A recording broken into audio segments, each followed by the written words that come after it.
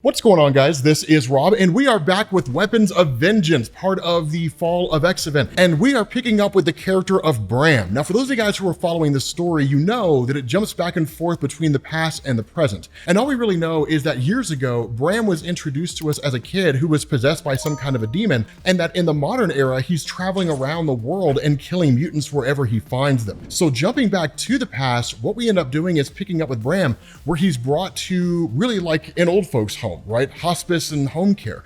And what we find out here is that this demon kind of has to feed. If it doesn't, it'll just simply seize control of Bram, and Bram will just attack whoever happens to be in sight, regardless of the circumstance. So it's just kind of letting the beast loose for a moment. And it's pretty dark, because what ends up happening is this kind of adopted mom, if you want to call her that, when she gets there, they pay a guy under the table, and this kid in turn just like destroys this old lady, right? The beast comes out, just completely annihilates her, and that's it. Now, one of the interesting things about this, and it wasn't something that's really been explored until now, Bram doesn't like this life. He doesn't like being possessed by this demon, this kind of entity. We sort of knew that to a degree, but we didn't really know how far-reaching it was. Obviously, this would have some kind of an impact on a younger kid like this, but then you switch over to Wolverine and Ghostrider, right? Now, of course, these two are just flying out, right? They're just hauling over to like the devil's racing ground, basically is what it is. But they're going there to find what is in effect this kind of demonic process that deals with the Weapons Plus program. Now, one of the things we talked about in the previous video, and I think it's worth reiterating here, Weapons Plus has a long history. A lot of people associate it specifically with Wolverine, but it's much bigger than that, right? Weapons Plus, at least Weapon 1, was Captain America if Grant Morrison's new X-Men is to be believed. And then you had just different programs that came after that that focused on creating like other super soldiers following the perceived death of Steve Rogers at the end of World War II. Wolverine was just the 10th iteration of that. But you've also got Frank Simpson, right? Then you've got like the Stepford Cuckoos, who are like clones of Emma Frost. You've got Phantom X. You have all these different characters that are out there. The recreation or the restructuring of Weapons Plus, at least as it's being used here, is combining demonic energy with beings who are out there that can be used to basically create super soldiers that have demonic power. But like so many organizations out there, this one is again out for the mutant population. And that's one of the things that was largely built on with the work of really Jonathan Hickman and like the introduction of Orchis, the anti-mutant organization, the X-Men taking off to Krakoa. They made a lot of enemies, and there's a lot of groups out there that have been biding their time and waiting for a chance to basically destroy the mutant population. And while Orchis is responsible for the brunt of their seeming annihilation, although again, they're not all dead, that it's really kind of cleanup duty for the smaller organizations that are out there, right? They see it as their time to shine. And so at that point, this focuses on the learned arrival that Wolverine and Johnny Blaze are coming. And what you have here is a guy named Father Pike. And literally, it's just kind of like, these guys are on their way. Father Pike doesn't care too much about Johnny Blaze. The person he's after is Wolverine. So again, we don't really know how far reaching this goes with this guy, but it is cool. And so at that point, you switch over to Jeff Bannister, who was introduced in the Wolverine comics as being what's basically Wolverine's contact in the CIA, as well as a great friend. The issue is he's been doing some kind of recon work on the side, focusing a lot on like demonic stories and information and so on and so forth. But what he was warned about by Johnny Blaze and really the Ghostrider was, if you stare into the abyss will stare back. Do not get too deep into all of this research, because you're talking about demonic stuff, right? It doesn't just require you to be messing with tarot cards in the real life, right? This transfers its energy and its essence through a variety of different methods, different mediums. And one of these can be through computers. And so staring into this stuff too much, suddenly he's met by not really possession, but he's influenced by the powers of hell. Now, it's one of the things I love about how this is done, because when you look at Marvel, much like DC, there are two sides of it, right? You have like the X-Men, the Avengers, Fantastic Four, the crazy adventure, wonky stories, Spider-Man that you normally get with like traditional superhero stuff. Once you start getting into Ghostrider, or once you start getting into Man-Thing, you start getting into Doctor Strange to a degree, and Wolverine, depending on who's writing the story, you get into this whole other mythos, right? Where you deal with guys like Mephisto and so on and so forth, just like Damon Hellstrom, these demonic beings and the power they possess. And so where Jeff Bannister Lancer is infected by this and is in fact actually driven to like stab himself, right, by all these different things, that Talia Warroad breaks into the scene. Now, Talia was introduced in the Ghostrider comic books, and she was at least an agent for the FBI, kind of working for like their supernatural division.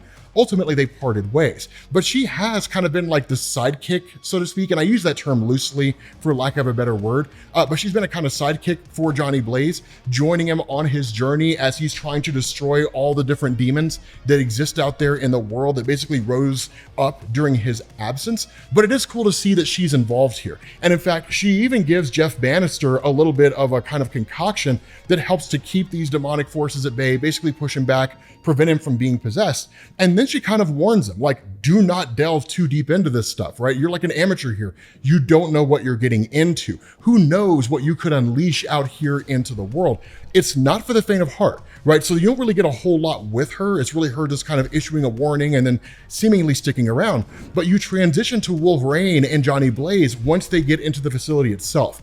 And what they find here is that unlike in years past, when Weapons Plus just would modify human beings, or they would turn somebody like Wade Wilson into what would basically become Deadpool, you know, so on and so forth, that what you have going on is, again, them trying to create demon beings, right? Demonic monsters by basically restructuring human DNA and so on and so forth.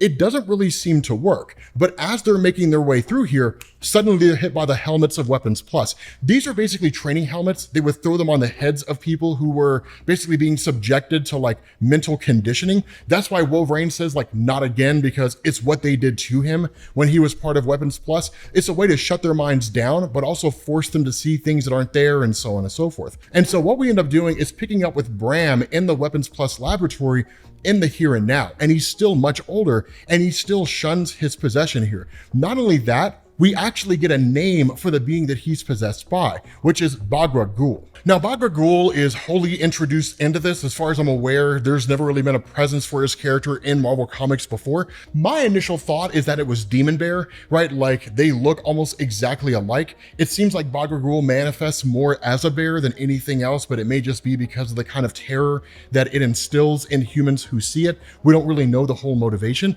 but Father Pike, in speaking to Bram, kind of refers to this as a bit of a gift, right? Bram refers to it as a curse and has for the longest time.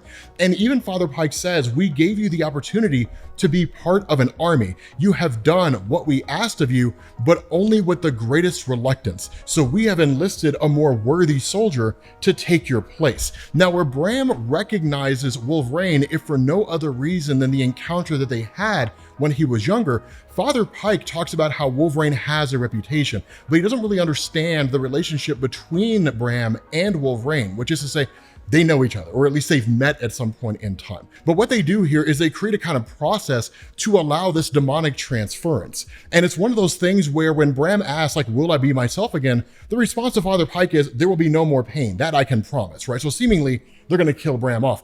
Guys like Father Pike don't make statements like that unless something nefarious is going to come out of it. And so following that, Wolverine kind of muses to himself about his own Berserker rage. With his mind kind of being shut down, what it looks like is he's consciously aware of what's going on, but he's there and not there at the same time. And so he says, like, Johnny talked to me about what it feels like when the Ghostrider takes over. He says it's like watching a horror movie on a top volume TV that's plugged into your skull. I can relate. When rage finds me, I become someone else. Sometimes breathing heavy, I'll take in the wreckage all around me, the blood dripping from my claws, and hardly know how it happened. I feel the same potential for unchained violence now. I'm here, but I'm not here. They're controlling me, and soon that demon, that Stitcher, that Bagra Ghul, or whatever the hell it's called, will control me. So what Wolverine is talking about here is he's talking about his Berserker rage, right?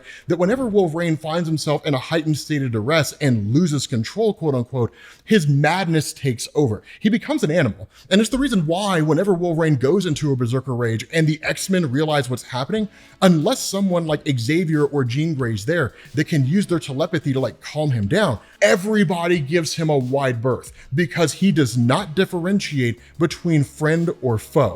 And so following this, Father Pike basically commences with the merging of these two guys, right? Or at least passing the demon entity from one to the other. And following that, Wolverine becomes the Hellvarine, right? Literally a demonically possessed Wolverine. He says, my veins burn like channels of lava. I feel jaws gobbling the inside and the outside of me, but somehow I managed to break free for one last stand before Bagra Ghul stitches himself onto me, and I become Hellverine, right? Possessed by a demon, and he looks amazing. And so simply just following orders, what ends up happening is he is sent by Father Pike out into the world to kill every mutant he can possibly find. 5 mutants are detected within 159 miles. Something to understand here, this is not the first time that's happened, and Wolverine possessed by a demon is more than enough to not only wipe out the entirety of the remaining mutants on Earth outside of some crazy level reality warper, but is also capable of wiping out most all superheroes on Earth. This guy could kill the world. We know because he did it at one point in time in Marvel Comics. With that being said, guys, we're gonna bring this to an end. If you need to get caught up on Weapons of Vengeance, make sure you click this link to the playlist, and I will catch you all later. Peace.